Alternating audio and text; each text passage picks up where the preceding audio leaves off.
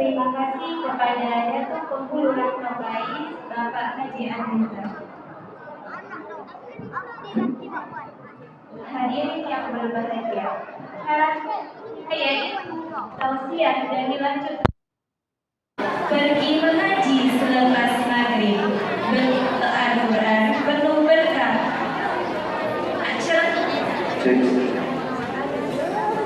Dan sepeda kepada Al-Mukarramah Al-Ustaz Nurdin LC, kami persilahkan untuk menyampaikan tausiahnya. Assalamualaikum warahmatullahi wabarakatuh.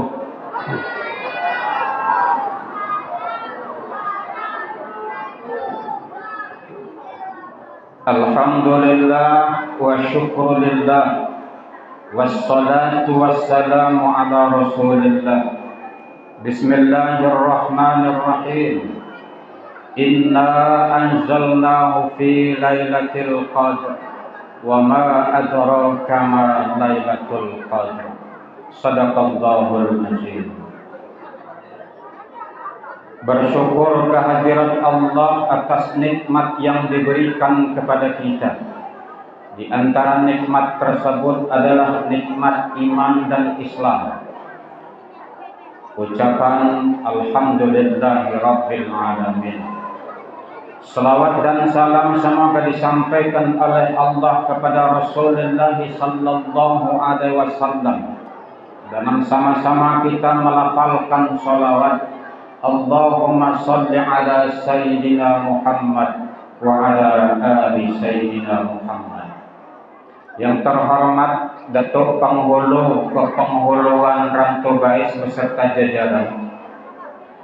Yang saya hormati para imam, Imam Masjid As-Salam, Imam Masjid Jami' Nurul Iman. Yang saya hormati para tuan-tuan guru, para sesepuh, para alim ulama, nenek, mama, bapak-bapak, ibu-ibu, ketua panitia Ramadan, ketua panitia pelaksanaan musabaqah LPTQ Rantau Bais, hadirin wal hadirat yang berbahagia.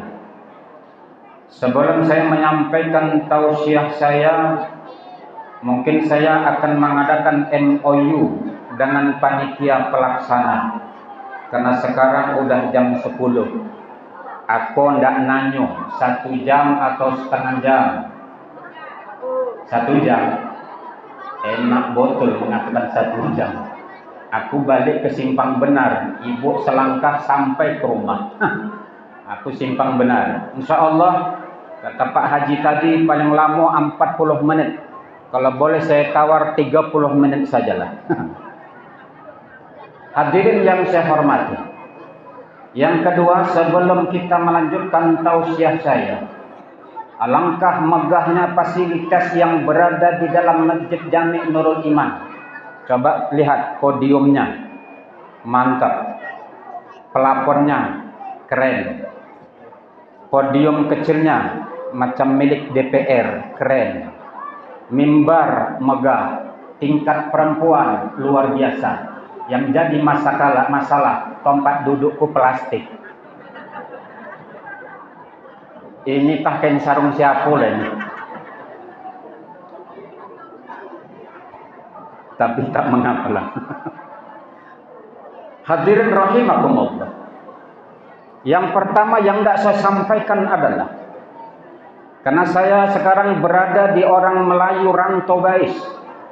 Biasanya orang Rantau Bais itu sangat suka dengan amalan-amalan. Maka orang tua saya, bapak ibu sekalian, izinkan saya menyampaikan amalan sebelum saya sampaikan masalah nuzulul Quran. Amalannya adalah ketika Adam di dalam surga beserta Hawa, kata Allah, wala taqraba hadhihi syajarah. Adam, jangan engkau dekati pohon ini. Pohon apa? Pohon khuldi. Adam, jangan engkau dekati. Tetapi iblis tidak tinggal diam, dia tetap terus menggoda. Bagaimana caranya Adam ini memakan buah khuldi? Laki-laki digombal oleh iblis tak mempan. Tapi Adam punya bini. Iblis tak habis cara, digodanya lah perempuan. Siapa yang digoda oleh iblis? Hawa. Kata iblis, Hawa, aku bawa laki kau kemana mendekati buah khuldi. Kata Hawa, bang, apa? Yuk kita dekati buah khuldi yuk. Kata Adam, tidak. Sebentar aja loh bang, kita dokatin aja. Karena seorang istri menggombal laki, laki tak bisa nolak. Macam aku digombal oleh biniku untuk beli paket COD, terpaksa keluar duit. Ibu-ibu kalau gombal laki untuk membeli pakaian di Shopee, laki tak bisa nolak. Nolak enggak laki bu? Enggak kan bu? Udah berapa potong pakaian lebaran bu? Siapa yang bayar? Laki yang bayar kan? Siapa yang gombal laki? Bini kan? Digombal oleh Hawa Adam, akhirnya didekati buah khuldi. Setelah didekati buah khuldi, janjinya mendekati. Setelah dekat, Hawa berkata, bang kita putih yuk, kita tes rasanya macam mana. Tadi janji pertama kan mendekati, jangan diambil, tapi digombal terus. Akhirnya diputiklah buah khuldi tadi. Siapa yang memetik? Hawa. Setelah dipetik, dimakan. Setelah dimakan, siapa yang memakan buah khuldi turun ke dunia. Yang makan siapa? Hawa. Hawa turun ke dunia, tapi Adam tidak mau meninggalkan bininya sendirian. Turun si Hawa, laki ikut. Saya mau nanya sama ibu, mana yang lebih setia, laki atau bini? Bu, mana yang setia? Laki atau bini? Laki. Laki pak. Pak laki. Turun Hawa ke dunia, Adam tidak mau kesepian kedua kali dalam surga. Karena dulu dia pernah kesepian. Waktu kapan? Sebelum Hawa diciptakan dari tulang rusuk, Adam di surga sendiri. Merenung dia di bawah pohon dan berandai-andai. Seandainya aku punya kawan di surga ini, akan lebih nikmatlah di surga ini. Ditengoknya sebelah kiri, ada sosok wanita yang cantik, itulah Hawa. Dia tidak mau kesepian kedua kalinya. Turun Hawa ke dunia, Adam ikut. Setelah turun, Adam menung. Bahasa Melayu monong. Bahasa Indonesia pening. Bahasa Melayu poneng. Kenapa menung dan poneng? Karena di surga dia enak, turun ke dunia. Apa salah mereka? Makan buah khuldi. Berapa dosa Adam bu? 1. Berapa dosa Hawa pak? 1. Apa dosanya? Hawa makan buah khuldi.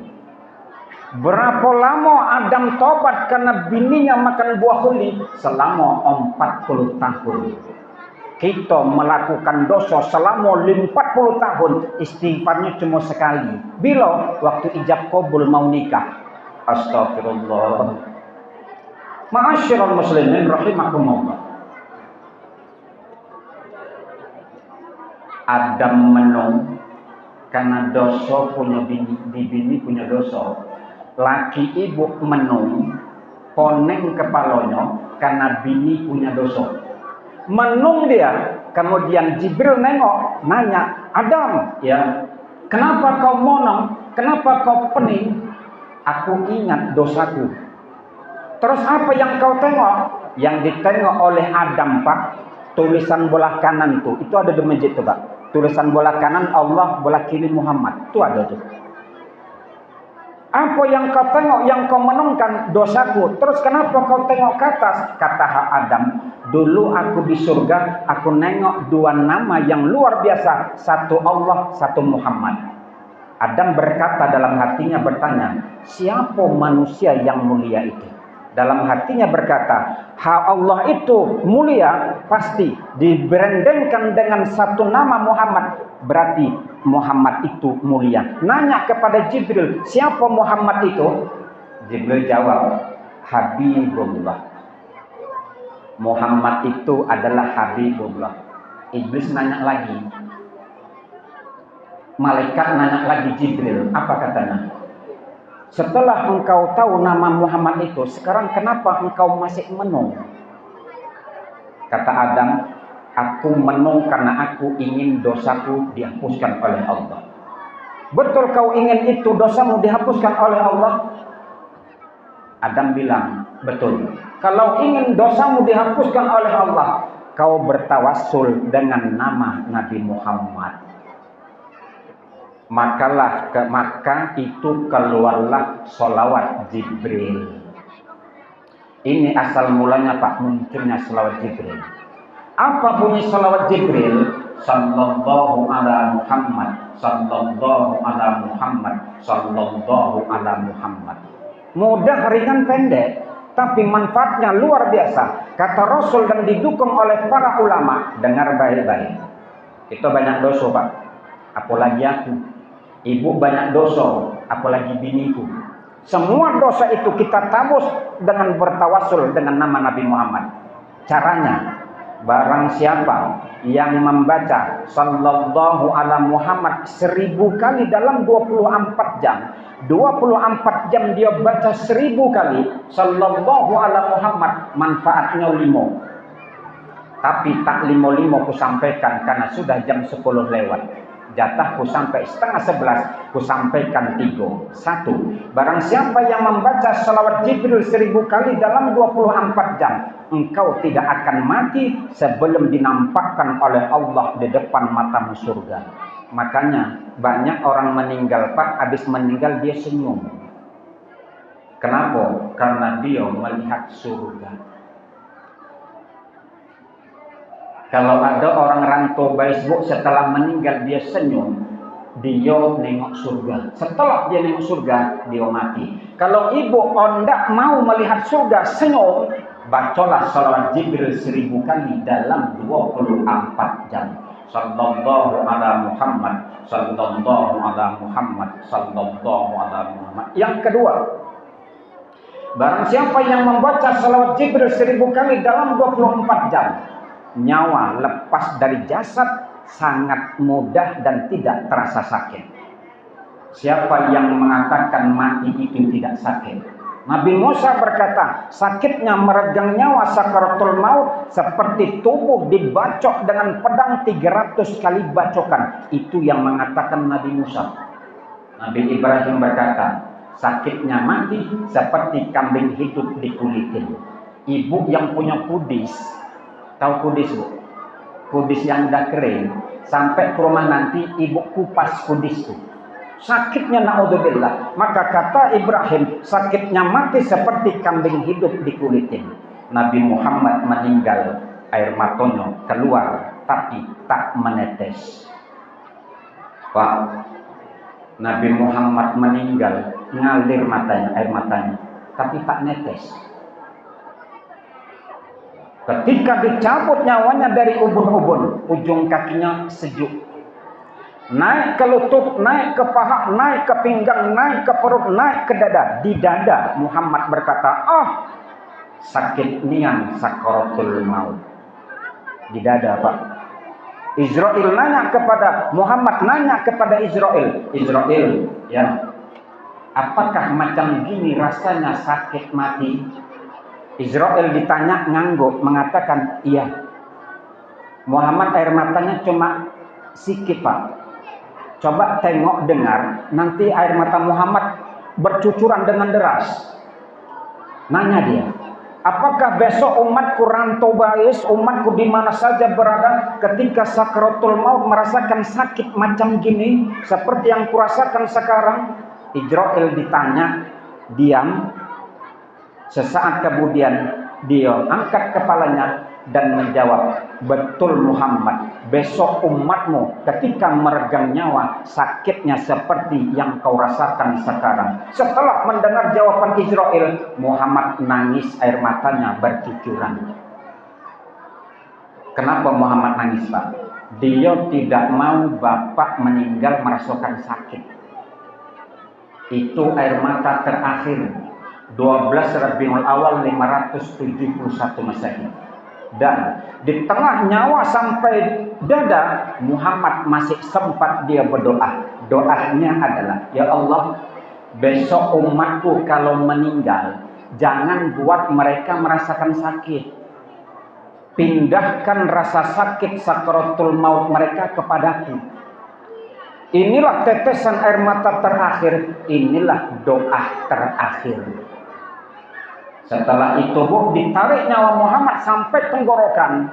Belum lepas dari tubuh, Muhammad masih minta kepada Allah melalui malaikat Israel. Israel, aku mau mati sekarang, apa jaminan untuk umatku? Kata Israel, naik ke langit, turun lagi, lapor. Seluruh pintu surga udah terbuka untuk menyambut nyawamu. Apa kata Muhammad? Aku tak bahagia. Naik lagi Jibril dan Israel, turun lagi, lapor kepada Muhammad. Laporan kedua, seluruh bidadari yang berada di dalam surga sudah berdiri antri menyambut nyawamu. Kata Muhammad, aku tak bahagia. Naik ketiga kali, turun dan lapor. Dengar, Bu. Fahawallahu ta'ala ala Jibril, basyiruhu ya Jibril, innal jannata muharramatun alal umam qabla an tadkhuluha ummatun. Dengar artinya, Pak. Wahai Jibril, sampaikan kepada Muhammad bahwa surga itu kuharamkan dimasuki oleh siapapun. Adam haram masuk, Nabi Daud haram, Nabi Nuh haram, Nabi Idris haram. Haram Nabi yang pertama sampai Nabi ke-24 masuk surga. Sebelum umat Muhammad masuk surga duluan. Setelah mendapat jaminan dari Allah, barulah Muhammad ditarik nyawanya sebelum sholat zuhur 12 Rabiul Awal 571 Masehi. Malam ini kita peringati nuzul Qur'annya. Jadi Bu, kembali ke sholawat tadi.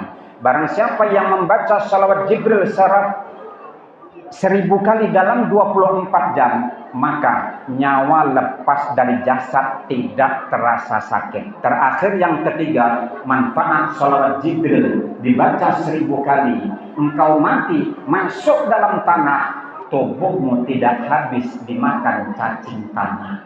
3 poin ini coba dengarkan dan amalkan sholawat Jibrilnya 1000 kali dalam 24 jam.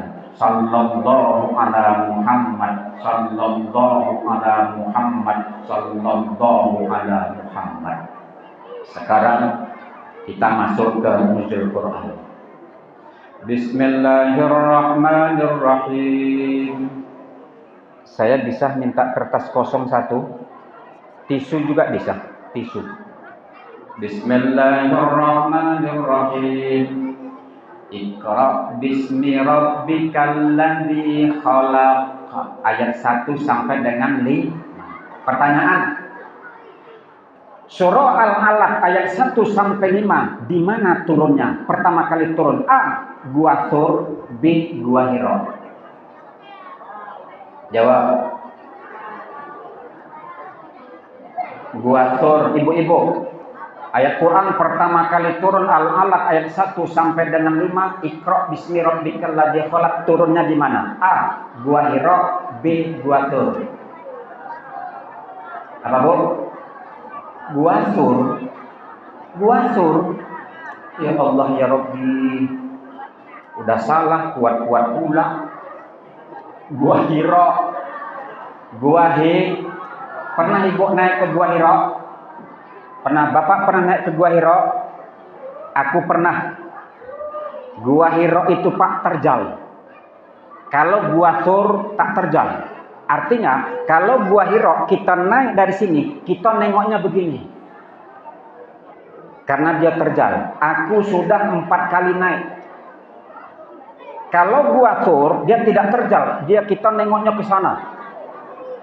Kita bahas Gua Hiro. Gua Hiro itu, kalau kita dari bawah naik ke atas, menghabiskan waktu 1 jam. Jalan Pak, manjat.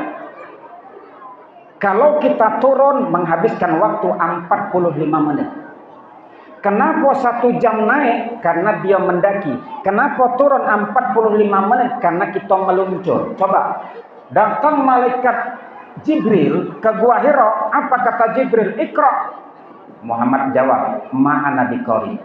Ditimpa Muhammad, digimbal Muhammad. Muhammad sesak napas. Baca lagi, Iqra. Ma'ana biqari. Baca, aku tak dapat membaca. Muhammad makin gemetar Pak. 3 kalinya. Iqra ma'ana biqari. Aku tak dapat membaca. Muhammad nanya, apa yang kubaca? Setelah itu kata Muhammad, barulah dibaca, Iqra bismi rabbikal ladzi khalaq, khalaqal insana min 'alaq. Ayat 1 sampai dengan 5. Setelah dibaca sampai dengan yang ketiga kalinya, malaikat Jibril hilang, teng. Muhammad bingung. Kenapa? Orang yang nanya, makhluk yang menimpa tiba-tiba hilang. Akhirnya Muhammad dari atas Pak, 45 menit turun ke bawah. Tapi Muhammad lebih, tak sampai 45 menit, 15 menit sampai ke bawah. Kalau seandainya dia jatuh, Muhammad pasti hancur. Kenapa dia cepat turunnya? Karena dia ketakutan. Kenapa dia ketakutan? Karena dia disuruh baca, kertasnya tak ada, makanya dia jawab, apa yang kubaca? Setelah dia turun masuk ke rumahnya, zamiluni, selimuti aku, selimuti aku, selimuti aku. Diselimuti oleh Khadijah. Singkat cerita, setelah diselimutin, maka Khadijah lapor ke ahli kitab, yaitu kitab Injil pamannya. Lapor, wahai pamanku, Muhammad suamiku ditimpa oleh malaikat Jibril di Gua Hiro. Singkat cerita, kata pamannya, suamimu itu tidak akan celaka. Kesimpulan daripada nuzulul Quran Gua Hiro adalah kertas ini Pak. Ini nggak ada ayat Quran kan sayang? Bisa saya koyak? Pak, kita buat permainan. Bu,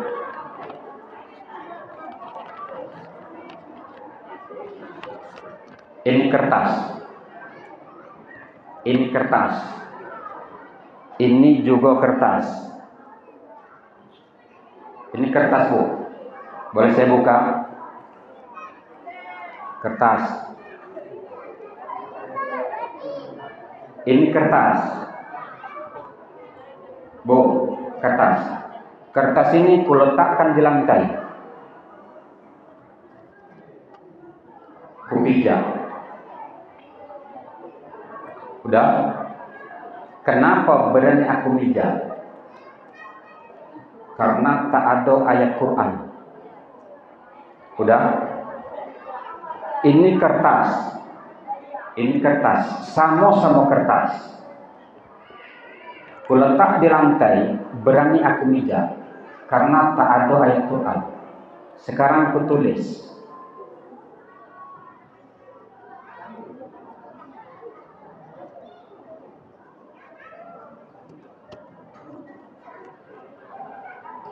Bismillahirrahmanirrahim. Maju ke depan. Siapa yang berani meletakkan ke lantai dan pijak, silakan. Ada yang berani? Ada Pak? Tak ada kan? Tak ada Pak. Sebelum dia ada bismillah, tadi kupijak.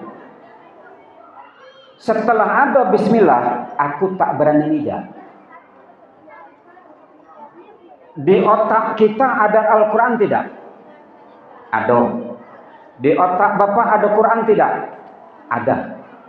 Beranikah malaikat Munkar dan Nakir mijak Bapak dalam kuburan? Tidak. Karena di otak Bapak ada hafalan Quran. Paham Bu? Anak ibu yang mengikut musabaqah tilawatil Quran, di otaknya ada Quran. Beranikah malaikat munkar dan nakir menggimbal anak ibu yang hafal Quran dalam kuburan? Tidak. Ustadz anak Fakhruddin hafal Quran masuk MTSN, siapa namanya Ustadz? Dafa 5 juz. Pertama masuk ke MTSN 5 juz, sekarang saya tidak tahu udah kelas 8. Saya yakin lebih daripada 5 juz. Maka si Dafa di otaknya Quran 5 juz, beranikah malaikat munkar dan nakir memijaknya? Tidak. Bukan hanya itu, manfaat orang yang membaca Al-Quran, tilawatil Quran seperti qari'ah tadi.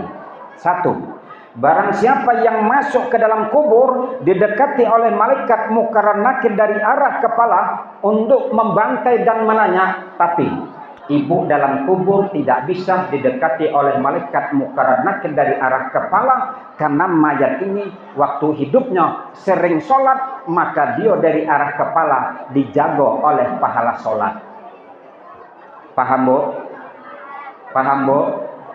Mutar malaikat dari arah kanan ingin membantai mayat dalam kubur, tidak bisa. Kenapa? Mayat ini selama hidupnya dia suka puasa, masuk di alam kubur dari belah kanan dijaga oleh pahala puasa. Masuk malaikat dari arah kaki dalam kubur ingin membantai mayat dalam kubur ini, tak bisa, karena mayat dalam kubur ini dijaga oleh pahala sedekah. Nih pelapon, ini sedekah orang Dumai, tapi rantau bais, orang rantau bais tinggal di Dumai. Nih dijaga dia Pak dari arah kaki. Kotak yang impak tadi, yang memasukkan tadi, insya Allah dijaga oleh malaikat dari arah kaki, dari bantaian malaikat munkar dan nakir, karena dia masukkan kotak duit ke kotak impak tadi. Yang tak masuk aku tak tahu. Aku tadi masukkan, insya Allah. Berapa aku masukkan tadi? 5.000. Kalau 5.000 aku masukkan, bisa malaikat megang. Kau cuma 5.000. Diselentiknya dikit. Tapi kalau kita masukkan 50-100 ribu, jangankan mencubit, jangankan memukul, mendekati dia tak bisa, karena mayat ini dijaga oleh pahala sedekah. Ini sahih Bapak Ibu. Masuk dari arah kiri ingin membantai mayat dalam kubur, tidak bisa, karena mayat dalam kubur ini waktu hidupnya suka baca Quran dan di dalam suka berzikir, maka masuk dalam kubur dijaga oleh pahala zikir. Sekarang aku nanya, yang bisa jawab aku kasih duit. Di mana pahala Quran menjaga mayat dalam kubur?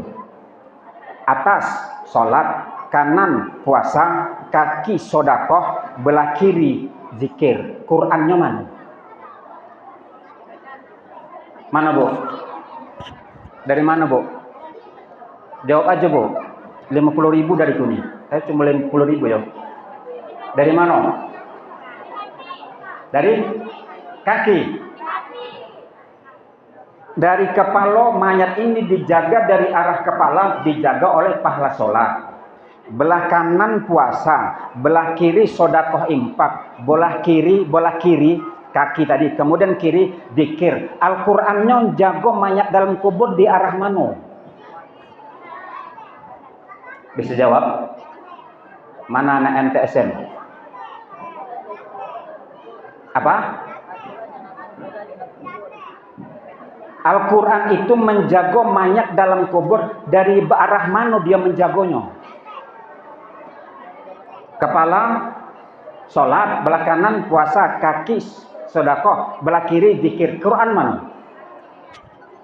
Bisa jawab, hitung sampai 3. 1, 2, 3 habis.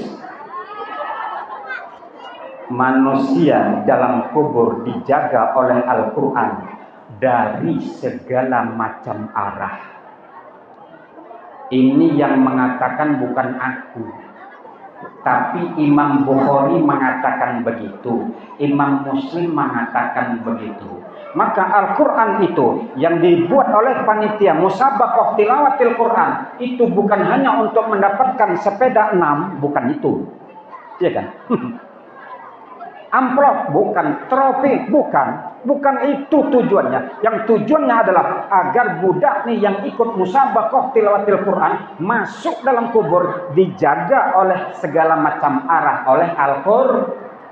Kalau anaknya dijaga oleh Allah dari segala macam arah oleh ciptaan malaikat Munkar dan Nakir, oma ayahnya juga besok selamat di akhir, karena punya anak hafal Qur'an, karena punya anak bagus baca Qur'an. Bu, mana yang lebih sering baca Quran, ibu atau laki? Jawablah bu. Jawablah bu. Laki atau ibu? Berarti tak ada jawab, berarti laki tidak, bini tidak. Laki yo. Itu kan laki ustad. Kalau ustad ialah. Sekarang saya katakan dengan tegas kepada kita semuanya. Al-Quran ini nolong kita bukan hanya di dalam kubur, tetapi nolong kita waktu kita sudah terbujur di ruang tamu jadi mayat. Aku butuh kertas tadi karena aku banyak hendak praktek. Prakteknya yang kedua. Coba tengok betul-betul Pak. Berapa jumlah kain kapan untuk laki-laki? 3. Kain kapan untuk perempuan? 3, 5, 7. Anggap saja kain kapanku ini 3. Pak, mati mayat, dibentangkan kain kapan, mayat dimandikan. Setelah sedang dimandikan, kain kapan udah dibantang, udah diikat, udah digunting oleh pemandi mayat.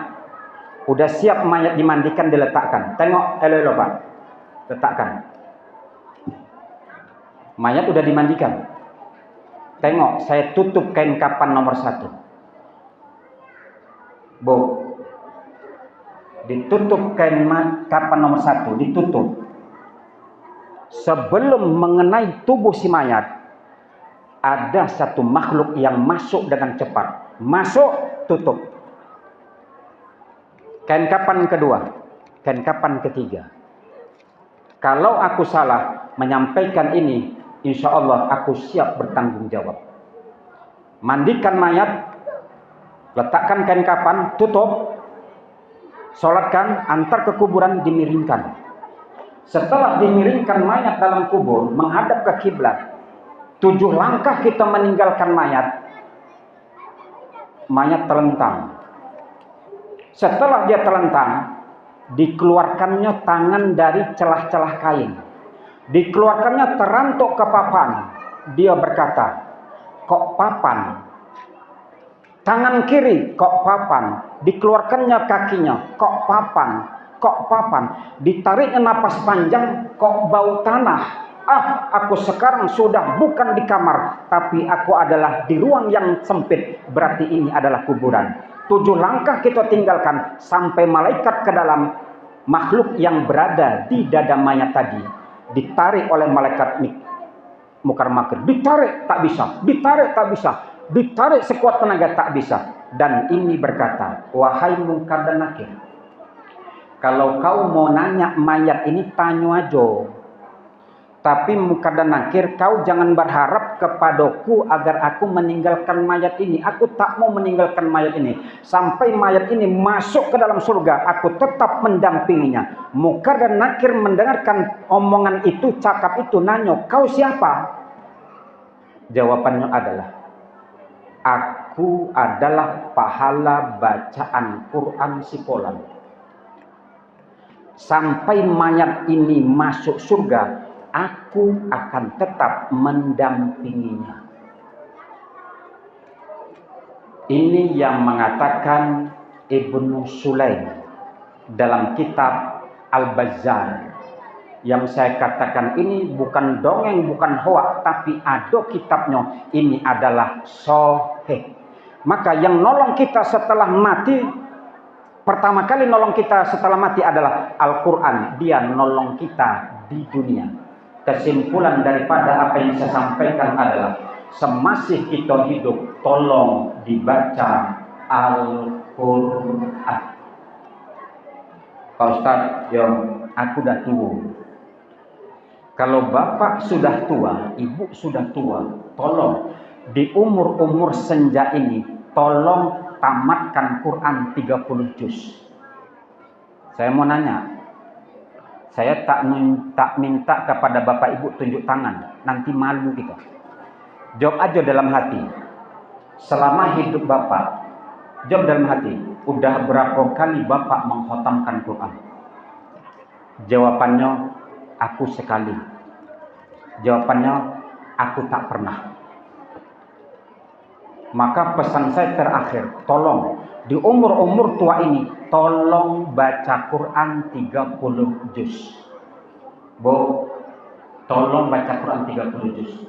Kalau ibu memang tidak bisa baca Quran karena sibuk, karena memang tidak bisa karena sibuk, Bapak tak bisa mengkhatamkan Quran karena sibuk, saya mohon dengan merapatkan kedua tangan, diiringi dengan 10 jari sambil menundukkan badan, tolong sempatkan sehari semalam membaca surah Al-Ikhlas 10 kali. Tapi ingat Bu, di awal tadi aku udah bercakap, tolong khatamkan Quran 30 juz walaupun kita sibuk yang udah tua ini. Tapi kalau memang kita tidak bisa mengkhatamkan Quran, aku mohon tolong baca Al-Ikhlas sehari semalam 10 kali. Apa manfaatnya Pak Ustadz? Saya bacakan hadis riwayat Ahmad. Man qara'a qul huwallahu ahad, Allahus samad, lam yalid wa lam yulad wa lam yakul lahu kufuwan ahad. Asyara marrat, wahid, isnin, thalatha, arba'a, khamsa, sitta, sabah, samanya, tis'a, asyara. Barang siapa yang membaca qul huwallahu ahad, Allahus samad, lam yalid wa lam yulad wa lam yakul lahu kufuwan ahad, membacanya sehari semalam 10 kali saja, banallahu lahu baitam fil jannah, bangunkan untuk si pembacanya istana di dalam surga. Paham Bapak? Paham Bapak? Tolong amalkan itu jurusan terakhir. Jurus terakhir. Kalau bisa khatamkan Quran 30 juz di umur tua. Kalau tak bisa, tolong jangan tinggalkan 10 kali dalam 24 jam. Hari ini 10, lusa 10, lusa 10 dibangunkan oleh Allah istana di dalam surga. Terakhir, saya tanya tadi Ustadz Fakhrudin, di sini sholat tarawih, sholatnya 8 rakaat, betul Pak? 3 dengan witir, jumlahnya 11. Ayatnya pendek. Inna a'toinakal kautsar, inna anzalnahu fil lail. Kalau bisa malam 19, 20, 21 sampai dengan 30. Kalau bisa ayat-ayat panjang. Bisa Pak? Ustaz Rahman kan bisa. Juz 30 Ustaz. Amma yatasa'alun. Insyaallah bubar. Ustaz Fakhrudin, yang imam-imam Masjid As-Salam tadi, 10 terakhir kalau bisa Yasin, Ar-Rahman, Allah. Bu, besok malam 19 imamnya akan membaca rakaat pertama Yasin. Setuju? Yakin? Yakin? Rakaat kedua Ar-Rahman. Setuju? Setuju Pak? Setuju Ustaz? Kita bantai aja besok. Kalau perlu diundang dari pesantren, imamnya Allah.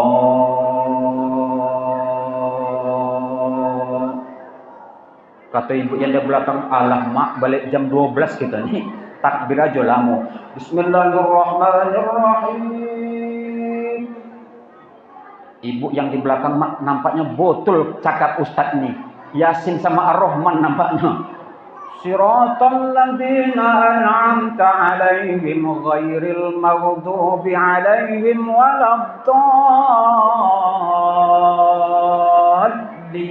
Bilang Bu, amin. Tekonang ibu dengan ceramah nih, nampaknya malam besok Yasin. Bismillahirrahmanirrahim. Bapak-bapak malam 19 besok, mak nampaknya botol nih. Yasin nampaknya. Yasin. Yang selain sebagian yang bilang, janganlah, mudah-mudahan jangan. Rupanya botol dibaca. Yasin. Kata ibu di belakang, tak berutak. Ada tujuan saya nanti Pak. Bapak menghatamkan Quran 30 juz tak bisa. Makanya panggil imam yang panjang-panjang. Dibacanya Yasin. Imamnya dari pesantren. Aku jadi makmum. Mau ku ikuti bacaan imam aku tak hafal, bapak gitu juga. Aku ondak ruku, imam belum ruku. Aku ondak cabut, malu dengan gelar haji. Ikuti aja lah.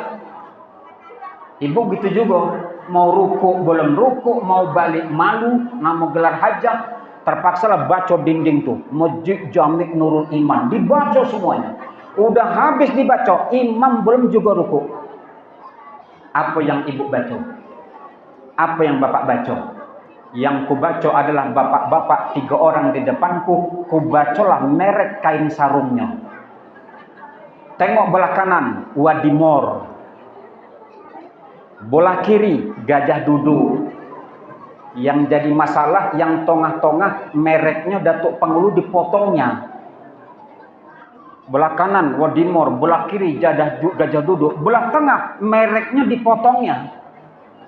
Aku ndak nanya nanti, salah pemotong kain, salah aku atau salah imam. Mana di antara 3 ini besok yang masuk neraka? Kupikirkan merek kain, apa merek kain? Itu aja kupikirkan. Sampai imam ruku, baru dapat aku jawabannya. Rupanya gajah nungging. Akhirnya ruku, berdiri, sujud, selesai, tiup sangkakala kiamat dunia. Setelah 40 hari tiup sangkakala yang kedua, bangkit di padang mahsyar. Maka orang yang di belakang kain sarung tadi dimasukkan ke dalam neraka. Kemudian datang pahala sholat tadi. Dipegangnya tangannya orang yang masuk dalam neraka tadi. Nengok ke atas. Siapa kau? Aku pahala sholatmu. Kok lama kali kau datang nolong aku? Sudah 70 tahun aku dalam neraka nih. Baru kau datang nolong aku. Dia menjawab senyum, ngangguk dan bercakap. Aku lambat datang nolong kau. Karena engkau waktu sholat yang kau pikirkan bukan Allah. Tapi gajah nungging. Fawailul lil musol. Celaka orang yang dia lalai dalam sholat. Kenapa dia lalai? Karena imamnya terlalu panjang. Kalau begitu, di antara 3 ini, imam, pemotong kain, dan orang yang di belakang, siapa yang salah? Yang salah adalah imam. Karena ayatnya kepanjangan. Maka besok Ustaz Fakhrudin, Ustaz Rawi, Ustaz Rahman, kalau jadi imam jangan panjang-panjang, pendek-pendek aja. Inna anzalnahu fi lailatul qadr. Rakaat kedua, Toha, Allahu Akbar. Rakaat ketiga, Inna anzalnahu fi lailatul qadr. Rakaat keempat, Nun, Allahu Akbar. Saya mau nanya, sah atau tidak? Viral atau tidak? Rame atau tidak? Rame. Kalau kita lakukan di masjid ini macam gitu, Toha, Allahu Akbar, Nun, Allahu Akbar, insyaallah salam kosong. Rumah suluk kosong, ini ramai. Maksudku adalah kita cari caranya bagaimana 30 Ramadan jamaah tidak berkurang. Saya tutup tausiah saya dengan An Abi Umamah radhiyallahu anhu qala anna Rasulullah sallallahu alaihi wasallam man kharaja min baitihi mutahhiran li salatil maktubah. Dari Abi Umamah Rasul berkata, barang siapa yang keluar dari rumahnya dalam keadaan berwudu untuk melaksanakan sholat isya, subuh, zuhur, asar, maghrib. Barang siapa yang keluar dari rumahnya, dia berwudu di rumahnya untuk melaksanakan sholat yang 5 waktu, maka fa'ajrohu kal haji wal umroh. Pahala yang engkau dapatkan seperti haji dan umroh. Tadi bapak wuduk dari rumah sholat isya, haji umroh. Besok wuduk dari rumah sholat subuh, haji dan umroh. Zuhur gitu juga, asar gitu juga, maghrib gitu juga. Tengok pak ujung hadis. Man sholla ba'da sholat, kataballahu lahu fil illiyin. Barang siapa yang melaksanakan sholat, kemudian dia sholat, ini sholat taraweh pak. Barang siapa yang melaksanakan sholat taraweh, sholat witir, maka ujung hadis tengok kataballahu lahu fi illiyin, namamu akan dicatat oleh Allah menjadi penghuni surga Illiyin. Mudah-mudahan akhir daripada Ramadan 10 terakhir Masjid Nurul Iman ini tetap ramai orangnya. Amin ya rabbal alamin. Mudah-mudahan 10 terakhir bulan Ramadan ini kita bisa dapat Lailatul Qadar. Yang ciri Lailatul Qadar 5, ciri-ciri malam Lailatul Qadar 5, ciri-ciri malam Lailatul Qadar 5. 4 di malam harinya, 1 di pagi harinya. Malamnya 4, 1. Kalau malam ini malam Lailatul Qadar, Bapak tengok di langit sana, awan tidak ada, berarti malam ini malam Lailatul Qadar. Pertama awan. Yang kedua, kalau malam ini malam Lailatul Qadar, Bapak tengok bintang di langit seperti guli kelereng yang diserakkan, berarti banyak bintang, berarti malam ini malam Lailatul Qadar. 3, saya duduk di tempat ini, kipas ada, namun saya tetap kepanasan, berarti malam ini bukan malam Lailatul Qadar. Saya keluar sana jam 12 malam, kalau saya kedinginan, berarti bukan Lailatul Qadar. Tidak panas dan tidak dingin, berarti malam ini malam Lailatul Qadar. Terakhir, Bapak tengok tumbuh-tumbuhan, daun-daun di pinggir jalan, kalau dia tidak bergoyang, berarti malam ini malam Lailatul Qadar. Tapi goyangnya, kalau ada mobil lewat dia goyang, bukan itu yang dimaksud goyang. Maksudnya adalah tak ada angin, tak bergoyang daun tuh, berarti malam ini malam Lailatul Qadar. Besok paginya ciri-cirinya 1, keluar matahari, mata kita nengok bulatnya matahari, mata tidak silau, topi matahari itu bisa kita tengok warnanya merah karena kita tidak silau, berarti tadi malam adalah malam Lailatul Qadar. 1, awan. 2, bintang. 3, tidak panas tidak dingin. 4, daun tidak bergerak. 5, pagi harinya mata tidak silau nengok matahari. Aisyah bertanya, kalau aku jumpa itu yang 4 di malam hari, apa yang kubacakan? Yang kubacakan adalah Allahumma innaka afuwwun karim tuhibbul afwa fa'fu anna ya karim. Kalau Bapak dapat itu, bangunkan bini, bangunkan ayah, bangunkan oma, bangunkan abang, bangunkan kakak, bangunkan adik, keluarga kita, bangunkan semuanya untuk berdoa malam itu. Allah, Engkau pengampun, Engkau suka memberi ampun, ampunkan aku. Kalau ibu dapat itu, sama dengan ibu mendapat ibadah 1000 bulan atau 83 tahun, 4 bulan. Mudah-mudahan kita semuanya dapat malam Lailatul Qadar. Amin ya rabbal alamin. Hanya ini yang bisa saya sampaikan. Kepada Allah kita mohon ampun, sesama kita saling memaafkan karena acara Bapak Ibu masih banyak, yaitu acara pembagian hadiah. Hanya ini yang bisa saya sampaikan. Akhirul kalam. Wassalamualaikum warahmatullahi wabarakatuh.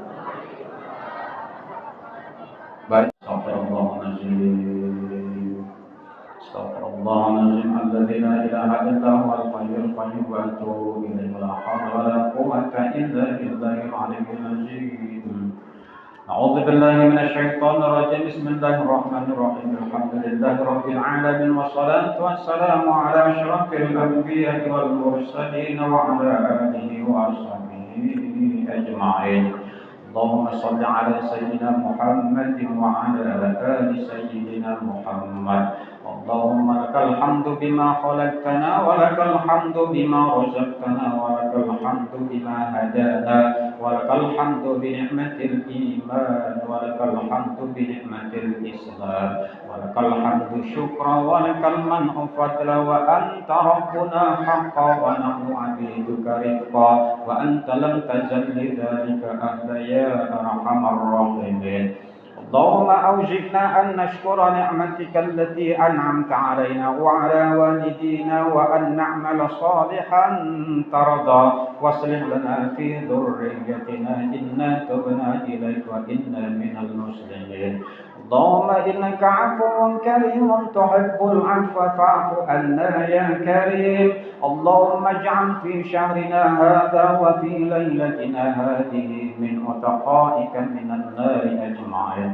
اللهم اجعل أولادنا أولادا صالحا واجعل أولادنا حافظا للقرآن والسنة فقهاء في الدين مباركا حياتهم في الدنيا والآخرة يا رب العالمين. اللهم اختم حياتنا بحسن الخاتمة ولا تختم حياتنا بسوء الخاتمة.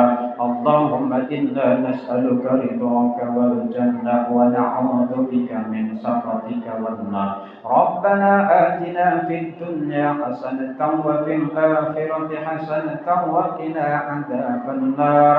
سبحانك ربك رب العزة عما يصفون وسلام على المرسلين والحمد لله رب العالمين. السلام عليكم ورحمة الله وبركاته.